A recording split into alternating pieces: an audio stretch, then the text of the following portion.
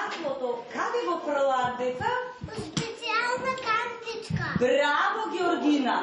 Значи, тие што научиле дека маслото ја загадува околината, Градиме еколошки вредности кај нашите деца, собираме и рециклираме отпадно масло за јадење и ја подигнуваме свиста кај возрастните преку проектот кој успешно се реализира во градинките во општините Центар и Карпош.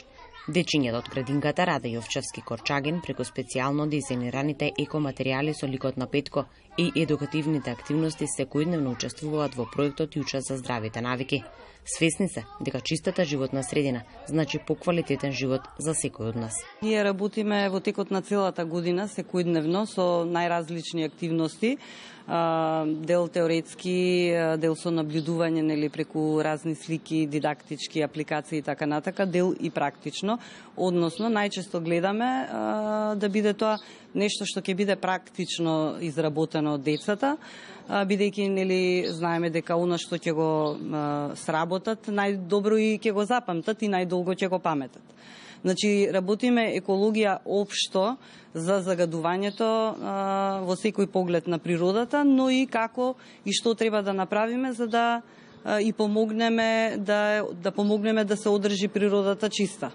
Што се однесува до отпадното масло, значи ние имавме веќе една работилница со децата на која што децата навистина научија зошто не треба да се фрла отпадното масло во лавабоата и како треба да се собира тоа отпадно масло и зошто. Ова е втората работилница, каде што исто на еден сличен начин, преку анимиран филм, преку наблюдување на слики, дидактички апликации и преку игра, значи утврдивме и повторивме она што сме го научиле претходно.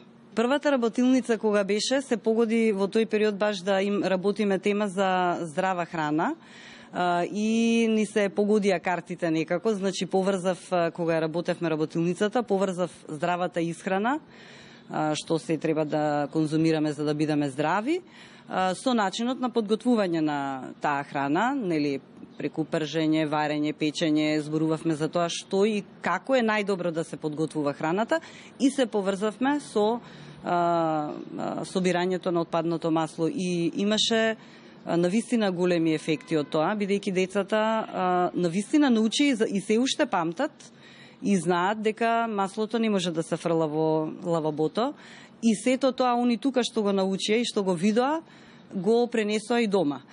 Боенките што им ги дадовме, односно работните листови, да ги избојат, едниот беше, им препорачавме да си го стават во кујната дома, а другиот во тоалетот, каде што е покажано она што не треба да се прави, односно што треба да се прави. Значи да не се исфрла маслото во лавабото, односно во тоалетната школка.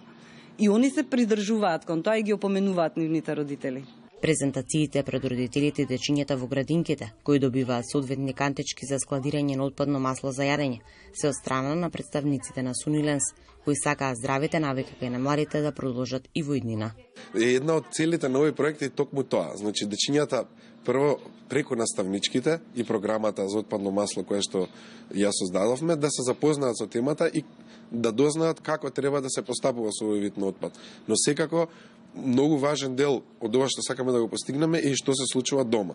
Односно, да ги видат и своите родители како го селектираат и собираат отпадното масло и како потоа го предаваат на овластени компании за тоа да се рециклира во обновлив извор на енергија, а со тоа и да ја заштитиме природата.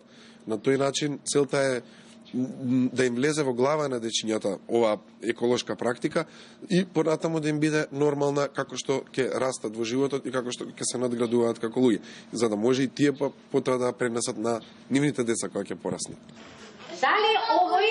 Дали овој чичко правилно го фрла маслото? Не!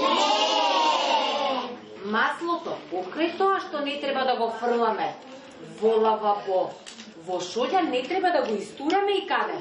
Во почвата. Во почвата. Многу е важно децата и да бидат директно инволвирани во темата, односно да бидат на некој начин анимирани, а бидејќи они го гледаат ликот на Петко секојдневно и се поистоветуваат со него, многу полесно ќе им ја доближиме и темата. Кога ќе го видат они Петко како го собира маслото, како го предава и како ги применува овие практики, многу полесно ќе ја прифатат оваа еколошка практика и ќе им стане понормално. Затоа и овој проект, кога го создававме, кога го креиравме и концептот, многу детално се работеше на тоа како да се пристапи. Не е само да се нафрлат информации или само да им се зборува, него треба да биде комбинација од ликот на Петко, од други активности со наставничките, од креативноста на наставничките, бидејќи програмата дозволува они да најдат најдобар начин како да ја доближат оваа тема до децата, и они ги познаваат децата во секоја група, до практичниот дел, како што рековме претходно, родителите дома да се поттикнат да собираат отпадно масло, кое што понатаму завршува на рециклирање. Бидејќи најважниот сегмент во создавање на едно еколошко здраво општество, каде што правилно ќе се постапува со отпадот, е создавање на еколошка свест и еколошки навики уште од најмала возраст. Првиот чекор каде што дечињата се среќаваат со различни теми, односно првиот чекор на едукација е во самите градинки. Проектот за собирање и рециклирање на отпадно масло продолжува и во останатите градинки на територија на општина Карпош и Центар. Истиот ќе биде презентиран во септември уште во 2 скопски општини. Грижата за најмладите останува приоритет.